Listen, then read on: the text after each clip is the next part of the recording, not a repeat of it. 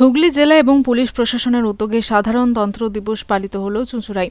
সোমবার সারা দেশে সাধারণতন্ত্র দিবস পালনের সঙ্গে হুগলি জেলার সদর শহর চুঁচুড়াতেও ভারতের ৭৭তম সাধারণতন্ত্র দিবসে জাতীয় পতাকা উত্তোলন করেন হুগলি জেলা শাসক খুরশিদ আলম কাদরি।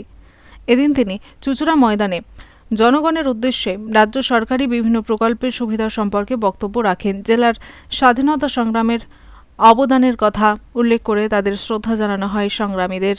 এদিন জেলা শাসক এবং হুগলি গ্রামীণ জেলা পুলিশ কমিশনার কামনাশিস সেন কুচকাওয়াজে অংশগ্রহণকারী পুলিশের বিভিন্ন বাহিনী, দমকল, অসামরিক প্রতিরক্ষা বাহিনী সহ বিভিন্ন বিদ্যালয়ের এনসিসি এবং স্কাউট বাহিনীর ট্যাবলো পরিদর্শনের পাশাপাশি অভিবাদন গ্রহণ করেন।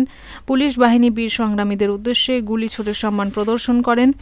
এদিকে চন্দননগর পুলিশ কমিশনারেটের উদ্যোগেও সাধারণতন্ত্র দিবস পালিত হয়।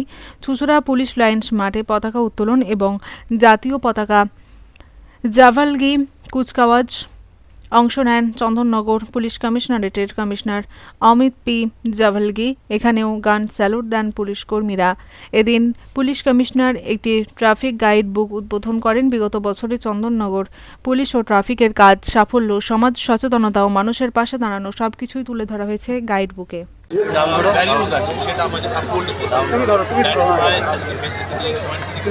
চক্রবর্তী রয়েছে আমাদের যে ভারতবর্ষে আছে এরকম দেশ আরও কোথায়, এখানে সম্প্রীতি আছে, এখানে বিভিন্ন ধর্ম আছে, সবাই একসঙ্গে এই নিয়ে আমি গর্ব করি।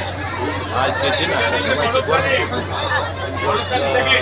আমি যে জেলার বাসী তাকে আবার যে স্বাধীনতা দিবস তার জন্য অভিনয়, এটাই আমাদের বেসিক্যালি মেসেজ।